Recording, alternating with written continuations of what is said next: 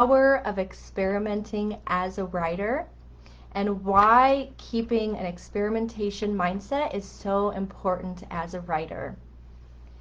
As writers, it's so easy to look at successful writers or people around us and look at what are they doing? How are they doing it? And sometimes when we look at successful writers, we think that we can just copy exactly what they did to get where they are, that we can copy their current methods, and that once we do that, that then, we'll be successful just like them.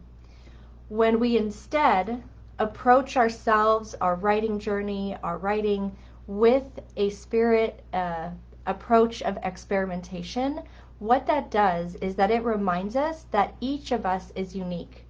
Every writer has a different personality, a different family setup, a different personalities of family, a different schedule, different pets, different home. There's all these factors.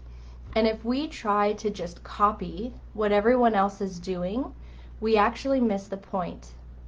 Because as writers, when we can experiment in how we're writing, in when we're writing, in what we're writing, that is where the magic happens. Because as we experiment, and especially if we do it with open hands, at that point we can just pay attention to, is this working for me?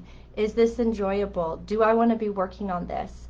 And when we can pay attention to that, every single experiment, every single thing that we try, it's not a waste, because either we're going to say, wow, that works great for me. This is amazing. Like, this is helping me move forward.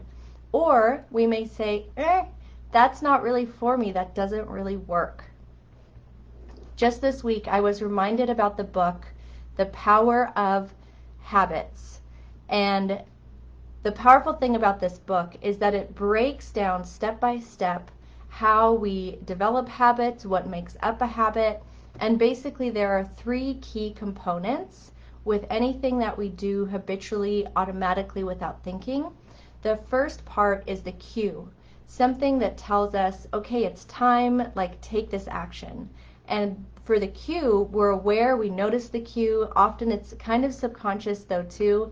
And then the second part of a habit is the routine, the part that we do almost without thinking about it. So for example, if you're working, your cue may be, it's 5 o'clock, I see the clock, or I see my coworkers packing up, and then your routine would be driving home, where you don't even realize how you got home because you were just kind of automatically tracing your way back home. And then the third part of the habit is the reward.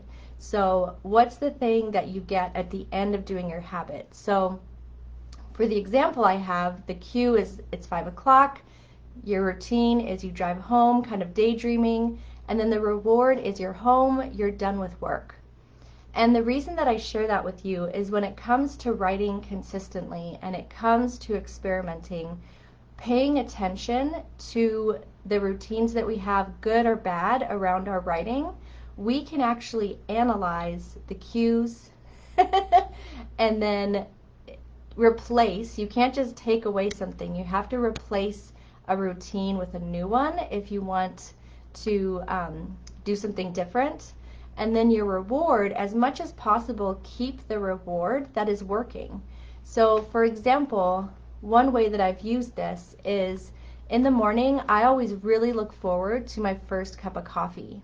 So in order to encourage myself to write every day for morning pages, my cue is, I really want my coffee. So I get my coffee, and then the very next thing I do is I sit down and I write my morning pages as I sip that delicious first cup of coffee.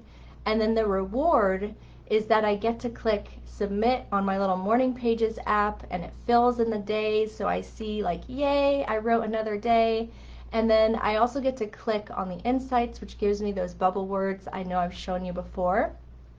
And so that is one way that I have analyzed the cue and the routine and the reward. So I just wanted to give that to you today so that you could experiment with that, and to remind you every single writer is different. So have fun with that. Change your routine, change the place, figure out what really works for you and what feels easy and light, and do that. Okay.